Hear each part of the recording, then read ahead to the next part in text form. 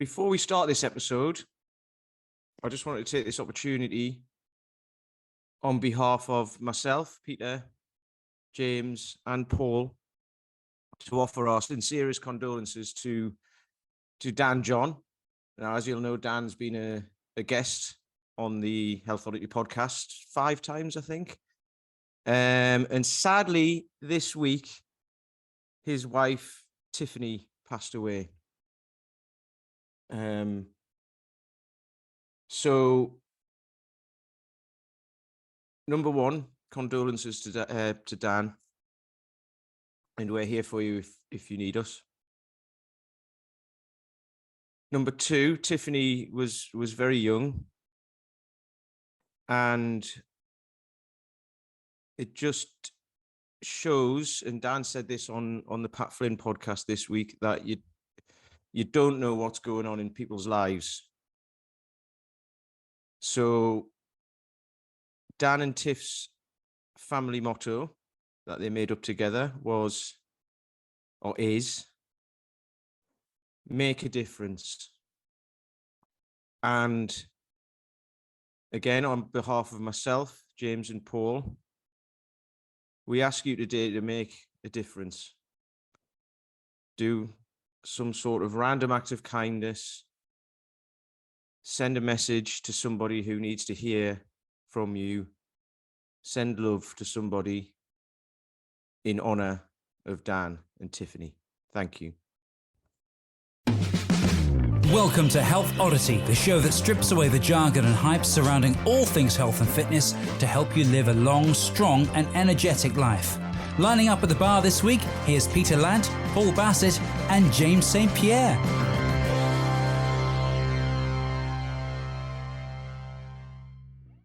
Hello and welcome to Health Oddities, episode 120. Episode 100 now, distant memory. We're starting to get closer and closer up to that 200 mark. It's going to be exciting. I aim to make about 4 of those, but I'm here I'm here today, guys. I've got a great guest who I've been lurking in the background of the YouTube algorithm, watching his videos for some time. But I'm here with full house of our usual hosts, Peter and James, sitting there, eager to listen to our guests, but also eager to impart knowledge themselves. So, James, what have you been up to? I saw from your Instagram posts you've had the kind of fantasy of all gym owners, which is to gear out their gym with some new equipment. So, how's that been? Yeah, it's been really good. We shut for a couple of days, Friday, Saturday, and had a bit of a refurb, kind of brand new flooring, and got rid of some old equipment and some old stuff, and just updated things, and just kind of had a bit of a restructure and a reorganize, which is always good. I think every couple of years, I think it was 3 years ago we did it last time, so that was really good. Is it informed by your training that you just suddenly realized that clients are training in a particular way and certain space became redundant? Yeah, just because we've got a number of trainers that work with us.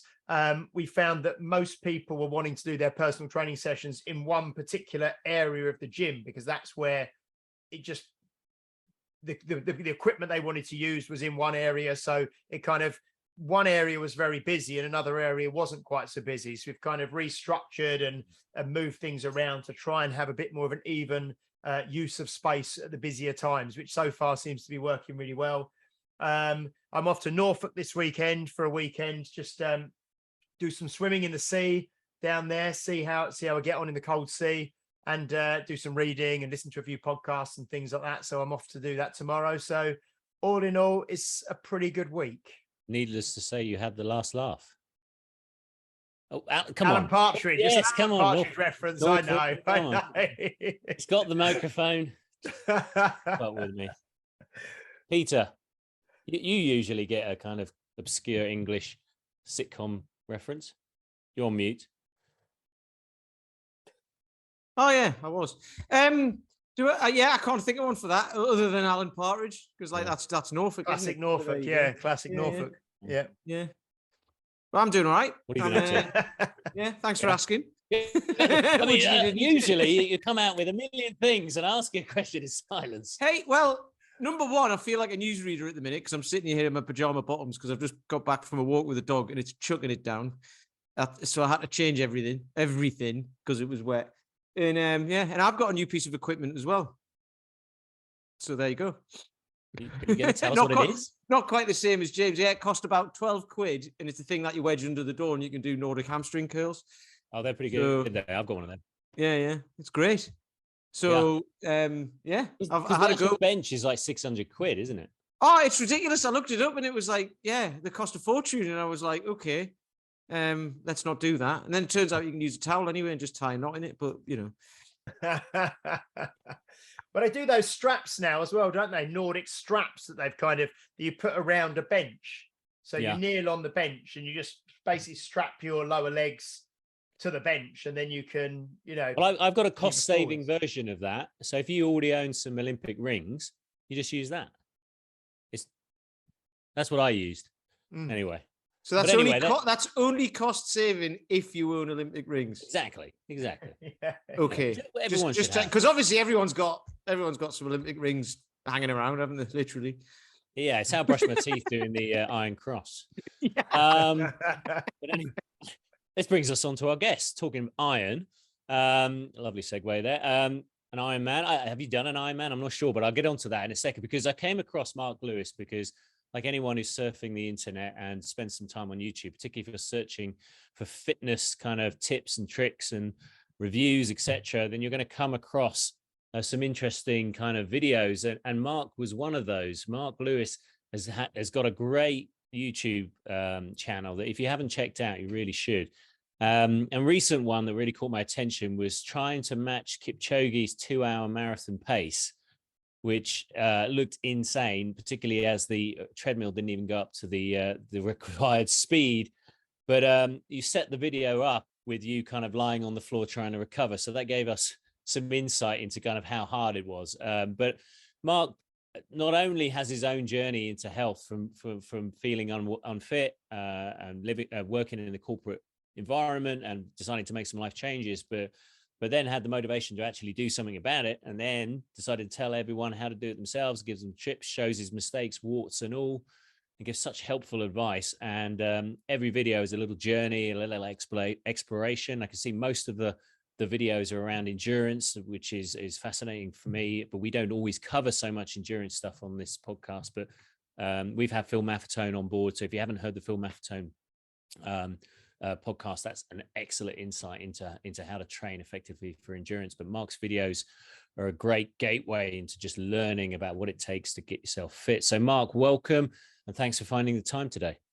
Thanks for having me on. I should say straight away, I feel very at home because I had Olympic rings. I did chop them up to turn them into a Nordic curl strap. I did Nordic curls yesterday, and I'm currently looking at clips on my desktop of Alan Partridge because it was going to feature in my next video. So this is almost surreal. Yeah, I'm not. That's what we do. You see, we just read your mind before you even. Freaky. I've got Alan Partridge doing the "You got your fog lights on" scene. Oh, brilliant! Yeah. On my desktop as we speak. That's if I do believe that's it's Roachford cuddly toy. In fact, a quick Roachford story. I love that Roachford story, brilliant. I love that scene so much that So stars have aligned. I dragged my wife a few years ago to Henley Rewind Festival where Roachford was appearing. My wife's a bit younger than me, so had no idea who Roachford was, let alone Alan Partridge. And Roachford opened the afternoon and absolutely killed it. I don't know how old the guy is now, but he did it was like a 15-minute cuddly toy rendition. I was in Roachford heaven. I was tempted to start yelling, "You got your fog lights on," and see if I could get a kind of an Alan Partridge Mexican wave going throughout the crowd, but that didn't happen. That's a bit like that's a bit Peter Kay, isn't it, with Tony Christie and what was the song? Amarillo. Yeah. So there you go. I actually use that song for spinning quite a lot. That Roachford cuddly toy. I think it's amazing. Brilliant. Yeah, it is on my playlist of it's up there with Rocky and all the other stuff. Yeah. Brilliant. Do you shout? You got your fog lights on a lot, then, James, when you're doing it? When you do? I don't, but I do in the car all the time. And in fact, if anybody in my car, my kids, my wife, sees somebody with their fog lights on, they will all now shout it as well. I feel like I've passed. I could hit by a bus tomorrow, and I will be leaving people behind to police fog lights on the M4 on my behalf. Oh, look, I mean, thanks for finding the time today. So, I mean, many people may have come across your channel, but I suppose that would be interesting for our listeners who I think fall right into the slap bang into the kind of people you're talking to on your channel. I mean, what made you get into in setting this up? Because it's a lot of work to set up your own channel, and you're prolific, and the quality of the videos you're doing is really high, and you seem to have idea after idea. So what brought you to this place where you wanted to convey all this information and kind of explore your fitness?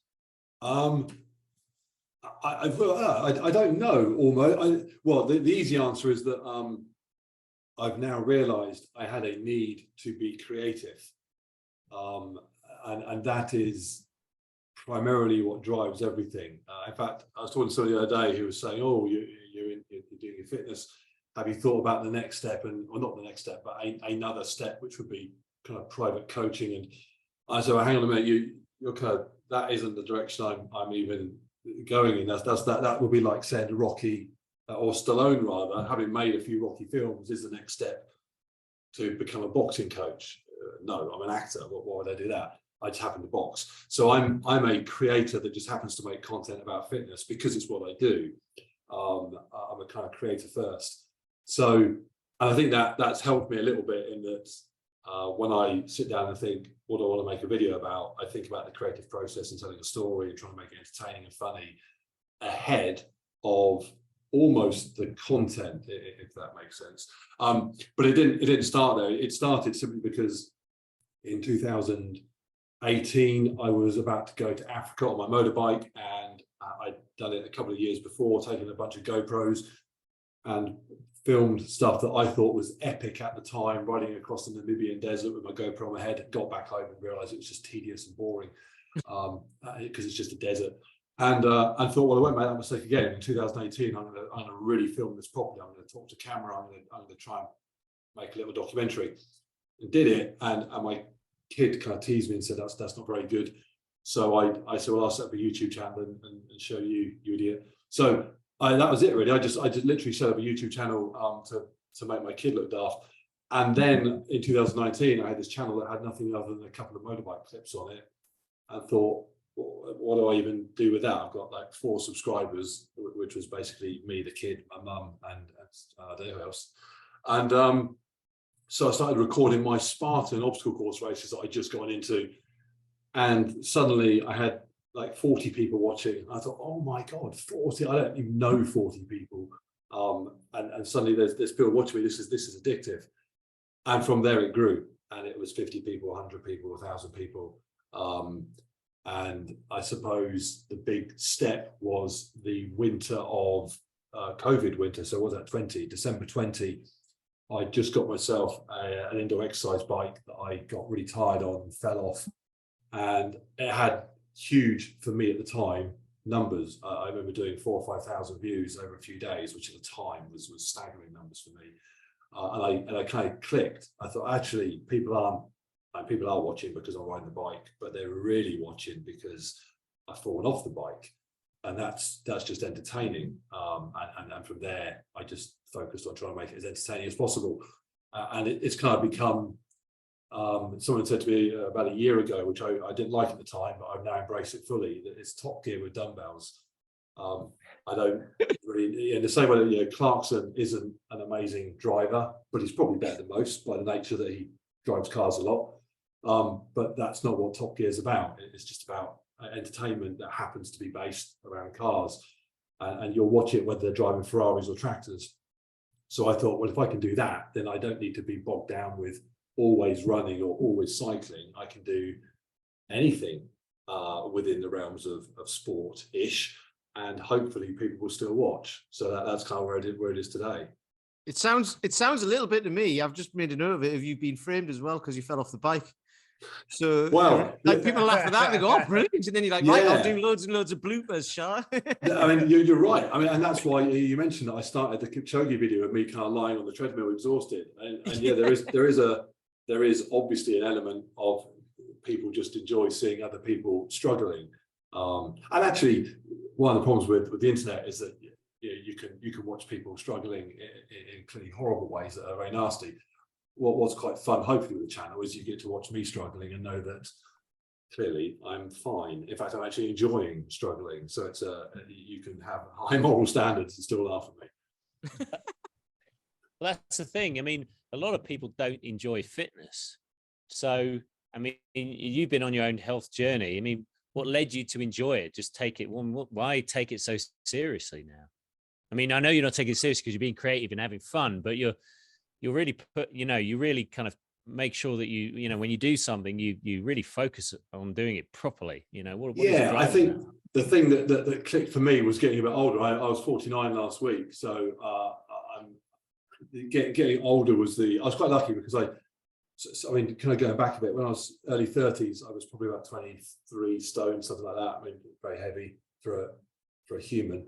And then lost weight as I approached my 40s, but really in my 40s started to kind of kick it up with doing some 5K park runs and stuff, albeit at sort of 45-minute times and so on. I was very, very slow. And had I been involved in sport and fitness and so on in my 20s, I would have probably got sucked into trying to be amazing at whatever I did, because I just have a personality where if I pick something up and enjoy it, I get overly fixated on it. It's to the detriment of all else. As daft examples, you might remember years ago there was a kind of Texas Hold'em craze, wasn't there? Everyone was playing poker. So I quit work for 6 months and did nothing but play poker professionally, effectively, for 6 months from scratch, which is as stupid as it sounds. I just got hooked on it. And the same with all sorts of daft hobbies that I tried. I did motorcycle track days. And before I know it, I was doing a track day every week and traveling around Europe. And again, it wasn't very good. I was just obsessed with getting good. But when I got into fitness in my 40s, I had to accept that I was 40 plus and wasn't ever going to be great at anything. And that realization just freed me completely to do things without any real target other than have fun and see if next time I do it, I can go better. And so I started entering things that I would deliberately not be very good at, like ultra marathons and stuff, because why not? Almost like, why go and do something that I'm built for and get bogged down? And a good example is I'm 6'6", I'm 220 pounds, so naturally I'm a good rower. I never train on the rower, hardly ever. I can get on the rower and I'm pretty competent. And so people have said, oh, you should enter to indoor rowing championships. And I kind of think, why? I might come sixth and be annoyed that I didn't podium and all that nonsense. I'd rather go to an ultra marathon and come 400th and then go back next year and try and be 350th or something.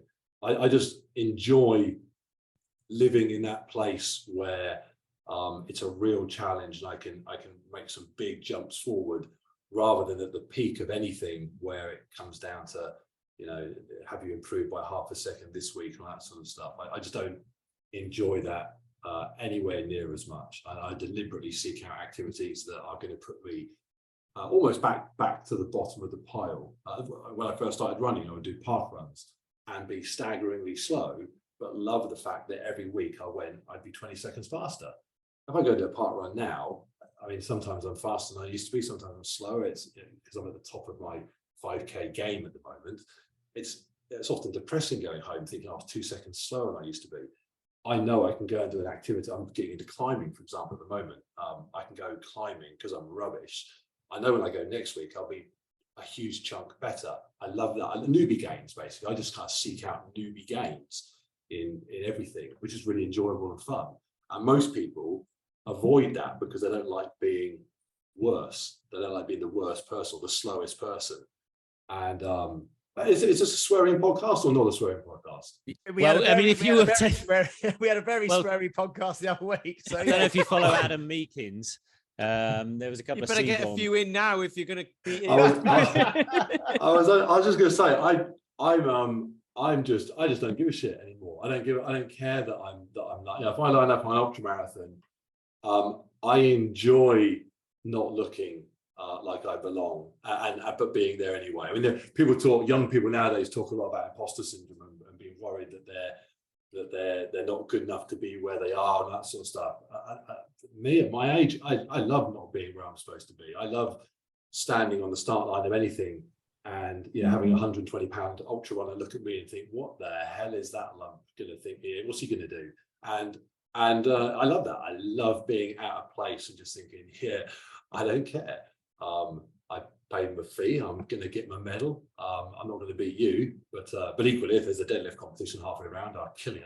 So I just enjoy that. I enjoy that place, and I see young people, kids, teenage kids, and I see young people now that get so obsessed and focused on being the best and living your best life, and get up at 4 a.m, and otherwise you're not going to achieve everything you possibly could. And I just think, who cares?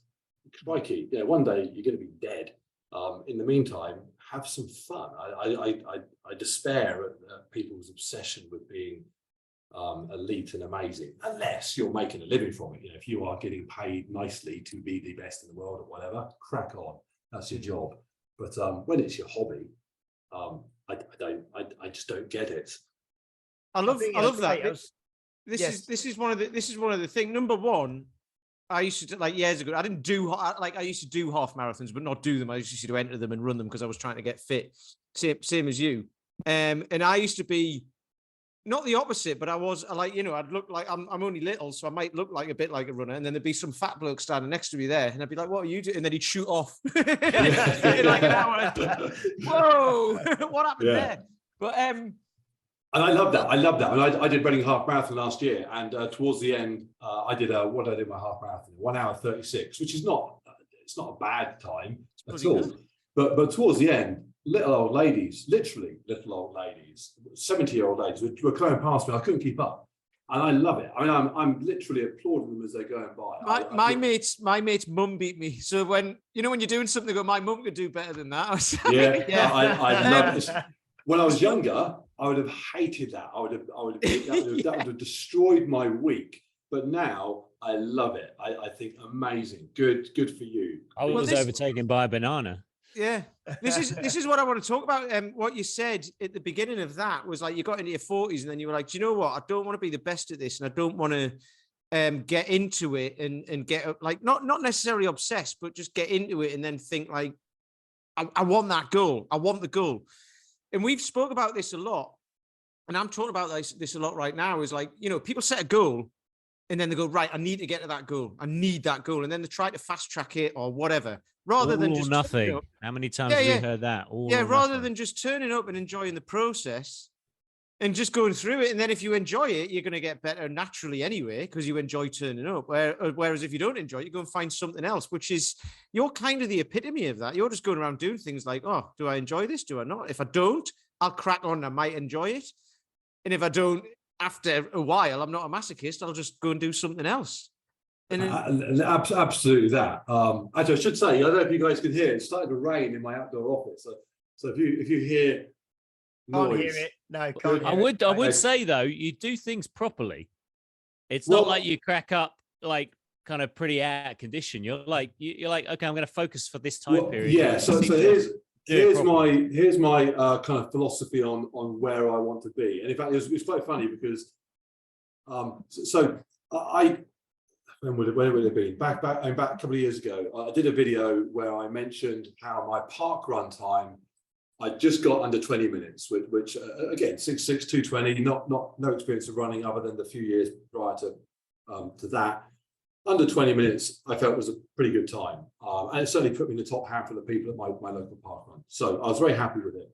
And I also was very happy with it to never be faster. I was quite content that even now, there's a bit of me would love to go under 19, but whatever, who cares? I don't really mind. And I kind of coined the phrase, which I didn't realize I was doing at the time, by just saying I'm now above average. I clearly am above average. 20-minute park run is well above average. And that for me is a sweet spot. I don't want to be at the bottom of the pile, because who the hell wants to be why would you want to be at the bottom of the pile? In fact, given the state of the nation, any nation, anywhere in the world, if you're in the bottom half you're just, that's a very low bar to even start with. So nobody wants to be at the bottom. Being at the top, again, if you're making your living at it, fair enough, but it's not all it's cracked up to be. I mean, the amount of effort, time commitment, a financial commitment, even health commitment. And people think that elite athletes are all super healthy. That's not necessarily the case at all. Why would you want to be up there? Actually, the sweet spot is to be above halfway, but not so far towards the elite that you're kind of destroying your life, your relationships, your time with your children to be there. So I said above average. That's all I want to be. I'm above average in anything I do. That's cool. And bizarrely, it just kind of stuck. I'd have people saying to me when they met me at events and stuff, "Oh, above average." And now we just launched our merch on our website, and people are now buying T-shirts with "Be Above Average" on it. It's quite surreal almost, but that does sum it up. I want to be able to go to the gym and lift enough that most people in the gym probably aren't lifting as much, but if there's a guy in there killing it, that's good, crack on. I'm not bothered. I then want to be able to jump on the treadmill and run a 3:45 kilometer, knowing that probably most people can't do that. But again, if there's someone running faster than me, I don't mind either. As long as I'm not kind of disgracing myself in any one field, I kind of feel that as a human being, I'm probably ticking enough boxes. So that placing. In fact, I've got a video coming up soon that I'm going to be writing on basically, and this is what you need to kind of see the video for the context. But the title of the video is going to almost be "Am I the ultimate male?" In the sense that, is there any need to be fitter than I am? Like almost, am I perfect fitness? And I'm going to kind of explore that as a concept, because I might be. I genuinely think that I might be, for me at least. For me, I am perfect. I'm fit enough to do things I want to do. I'm fit enough to avoid, hopefully, health issues. I'm not so involved in my training that it's ruining my life. And I get emails from people. I had an email from a guy the other day saying, I'm on my, I don't know, 5th relationship this month or something.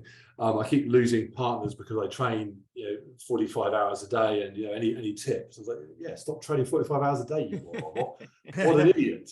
I mean, how little do you value clearly relationships with other human beings if you're I love the way people do that. Have you got any tips? Because of my extreme lifestyle, it's like, yeah. it is bizarre. I mean, yeah, I was just like, dude, I don't understand I understand your predicament, but I don't understand how you got yourself in there. The solution is stop doing that. Go get have a date night or something. Almost like you're an antidote to. I mean, one of the things that they've got now on YouTube is the YouTube Shorts, and if you get sucked into that, then you'll just see like David Goggins, Jocko. Yes. You'll see all these things. And those guys, they have great things to say, but there's a lot of these kind of snapshots of people just going like, if you're not getting up at 5 a.m., if you're not doing this, if you're not just killing each day, and that can be quite, I'm not saying like, let's work to the lowest common denominator, but it's like there is a different message that allows you to have the best life as well. Yeah, I think the trouble with Jocko and Goggins, and I follow those guys. I get Jocko's Instagram of his watch at 4:30 every morning. Hashtag aftermath.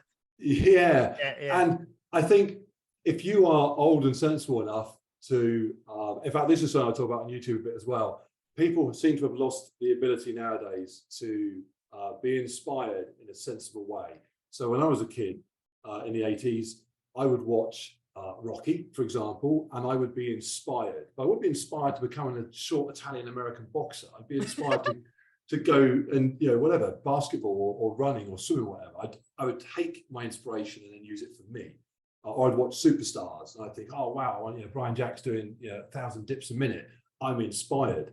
But I'll then use it for my own purpose. What happens now is that for some weird reason, people watch YouTube or wherever, and they think that inspiration means duplication. And they think, oh, I'm inspired by Jocko getting up at 4:30 in the morning. I'll get up at 4:30 in the morning. What? When I'm inspired by Jocko, well, I'll get up at 4:30 in the morning for anything other than a really exotic flight somewhere, maybe. So I don't get why people, I say to people a lot on my channel, watch what I do, enjoy what I do, hopefully be inspired by what I do, but you don't need to do what I do. I mean, if you want to, cool. But one of the best emails I ever got was a lady in Nebraska or somewhere that said, I'm 66 years old, I'm massively overweight, my dog even is too fat. I'm watching your videos, I'm inspired. Me and the dog are going to go and walk. It's 2 foot snow outside the moment, so we're off for a walk. I'm going to lose weight. She said, I want to be an above average granny. And I thought that's it. That is inspiration. I then get other people email me, like after the Kipchoge video, moaning that I did it on a treadmill, and aerodynamics mean that it's not quite comparable to being outdoor. What are you idiots? You are struggling. Inspiration doesn't mean copy me or Jocko or Goggins. It means watch something, get pumped up about it. You can take, here's an example. I'm rewatching The West Wing with my wife at the moment because she's never seen it. I watched the other day, for anyone that's a West Wing fan, the Two Cathedrals episode, which is awesome. I ended that episode just absolutely pumped to get up the next day and go running. So I'm motivated by watching someone decide to run for election, and I then go for a run. I didn't wake up and decide to be Martin Sheen and enter American politics. I just don't get why. And my kids are the same. They'll say, "Oh, I'm going to do this in the gym today." Why? Because I saw that guy do it. And I mean, okay, if it happens to be what you're after, then great. But if you're just doing it because you saw someone do it, that's not inspiration at all. That's just a pathway to disaster, because you're not him. You don't have his genetics. You don't have his inverted commas supplements covered. You're statistically, you're never going to be him. So why even try? It frustrates the hell out of me. Luckily, my demographic is mature, sensible people by and large, and most of them get it, which is nice. I mean, there is a hole in YouTube's demographic of people in their 40s talking to people in their 40s. Yeah. Well, one of my most successful clients, she sat down in a consultation. I said, "What do you want to achieve?" So, well, I'm bumbling on at the moment, and I just want to bumble on a little bit faster. And, a year and a half, 2 years now later, she is the most consistent person we have. She's very strong. And whenever I ask her, "Well, how are you feeling today?" She's like, "Oh, I'm all right." Yeah. She never comes in like trying to smash PRs or anything. Just very matter of fact, gets on and does the job, That's really good, actually, because when someone's like that, I'm just bumbling along. It's like they're already being consistent, and that's all it takes. So you just need to be like, it's just like not raising the consistency, just raising the intensity or something like that. Not massively, just like you were just saying, Mark, you do a park run, and then you do like a couple of minutes better the week after, and then a couple of minutes better, and then you get the newbie gains, and that builds up. And then as long as you're consistent with it, then that, well, because habits are far more important than goals. Yeah. I mean, far more. If you have good habits and you have no goals, it doesn't really matter. But if you have goals and no habits, you're screwed. So you're far better off having just good, wake up daily and do X, Y, Z. Those I forget the name of the book, Atomic Habits by a guy. Yeah. James, brilliant book. I mean, James Clear. James Clear. Yeah, absolutely. Yeah. And some of it, like any book, not all of it great, but some of it is really useful. Make the things you want to do every day almost impossible to avoid doing. So when I walk in my kitchen in my morning, I open the supplements cupboard for my green shake, and it's right in front of me. And what isn't is the Cocoa Pops. I mean, it's just basic stuff like that. And you don't need. I mean, goals are great, and I have goals. But if my goals slip or they fail to materialize, whatever, it doesn't matter. The habits have kept me where I need to be. I can write a new goal tomorrow.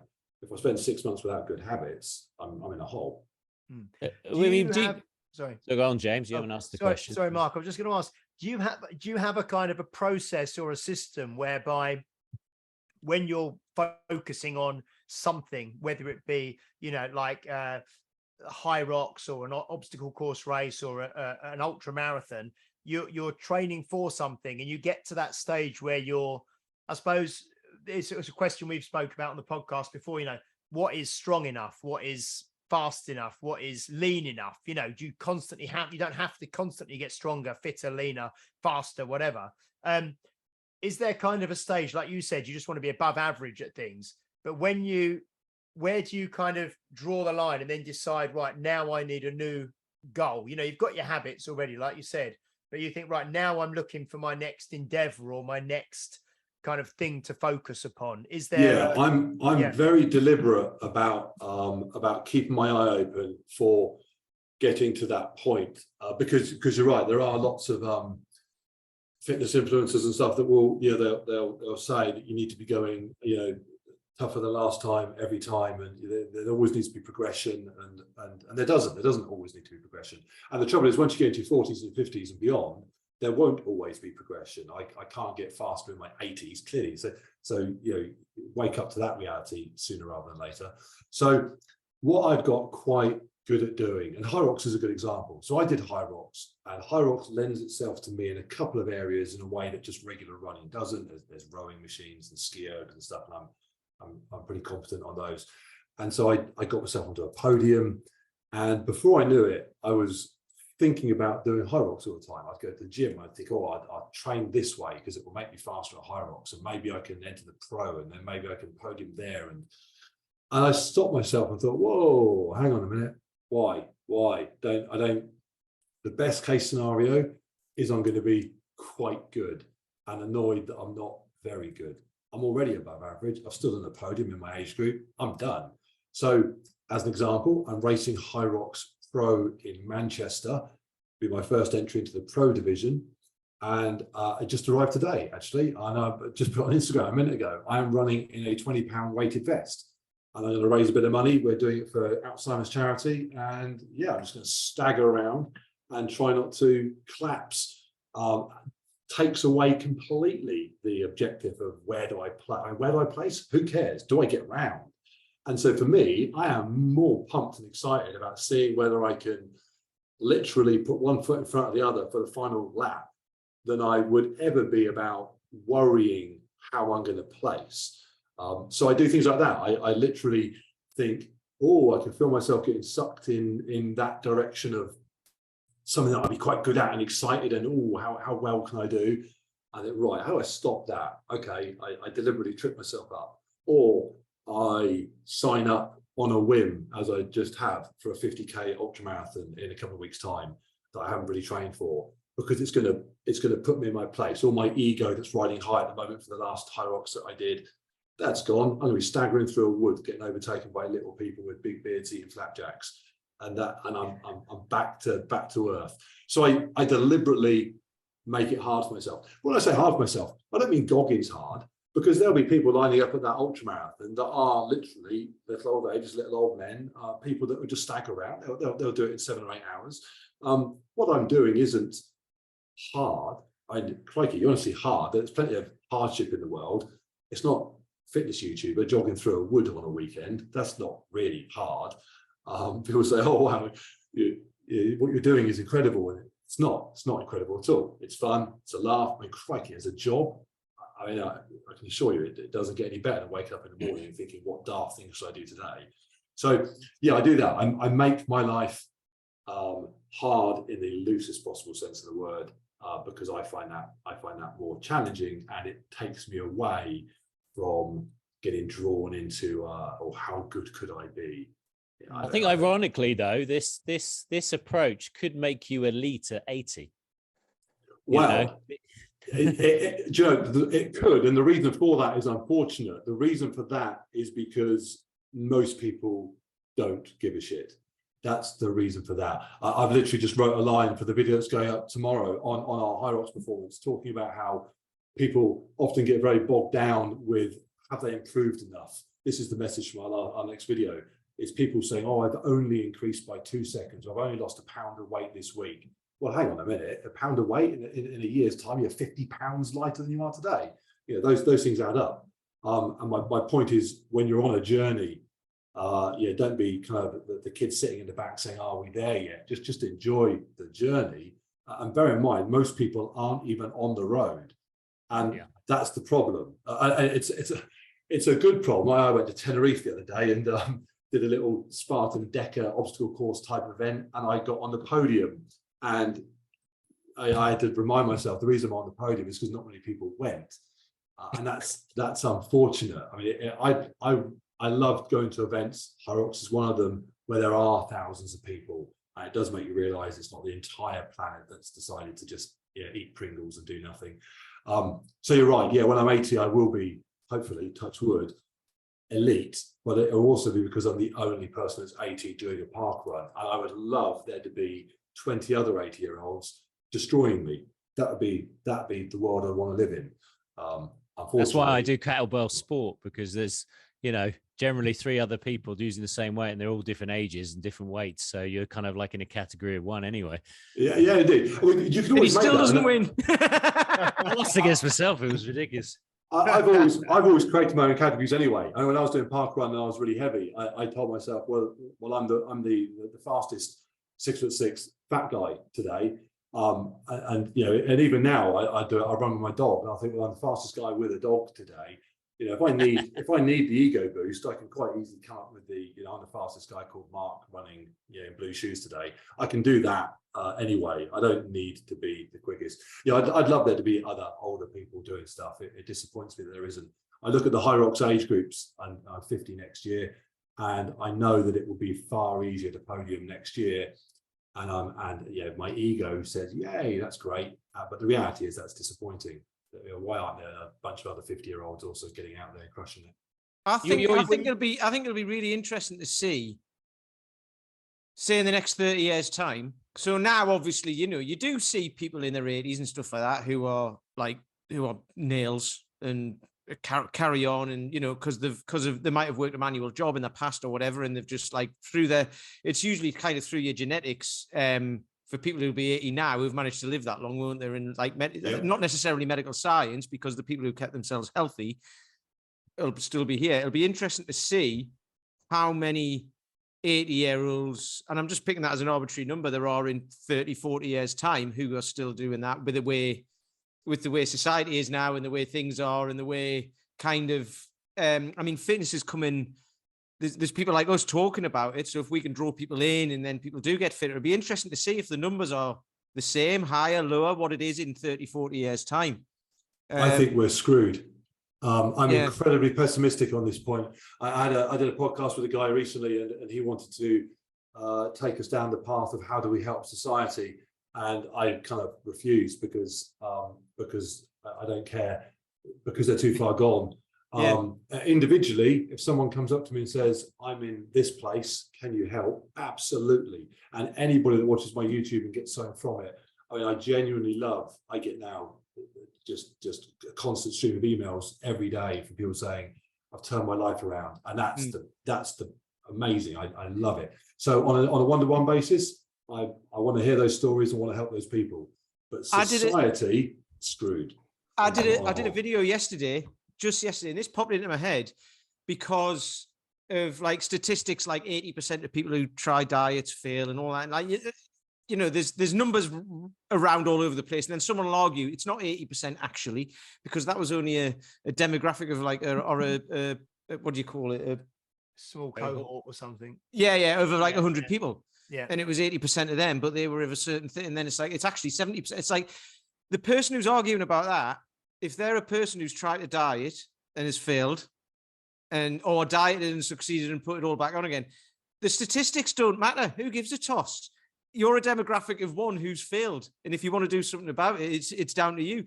And I did a video about that, and I said, look, I'm saying this with all, I'm not trying to call anyone out. I'm not trying to make anyone feel bad. It's just, it doesn't matter what the statistics are if you don't do anything. And then you get, and your thing about being above average is great. And if everybody did that, it means everybody has to raise the bar then, don't they, and move upwards. So they do. And individually, people absolutely can. Individually, anyone, Bob out there, if Bob is fat and useless, as I was fat and useless, watch my channel and transform your life. And I hope he does. The trouble is, when you start looking at societies, particularly ours, and obviously America's even worse, the only way you can transform those is through governments. That's just the way that is. When if governments hadn't interfered, for want of a better word, with things like smoking legislation, people would still be smoking. I mean, it's just we only stopped smoking because we were effectively told to stop smoking. Yeah. Individually, people are free to stop and start as they want, but you do need governments on board to move whole societies in any one direction significantly. I think a lot of people are relying on technology to do that for them, aren't they? They're thinking if they get the next technological breakthrough, medicinal breakthrough, wearable device or something like that. That will be the answer. And governments are too. Governments don't seem to give a hoot that there's a diabetic, disaster coming. It's going to make things like COVID look like nothing, because I'm assuming that they're thinking, well, just on the verge of it being a genuine disaster, we'll throw X trillion pounds at it and we'll come up with a drug that will solve it overnight. Let's hope that, as we did last time, effectively. And the COVID thing really, for me, cemented the idea that people are on their own. You're not going to get state support. I mean, the government around the world had a huge opportunity with COVID to say to people, look, you can do whatever you want. We're not telling you what to do. That's not the government's role. But what you should consider is that being unhealthy evidentially is not very good for you when things go south.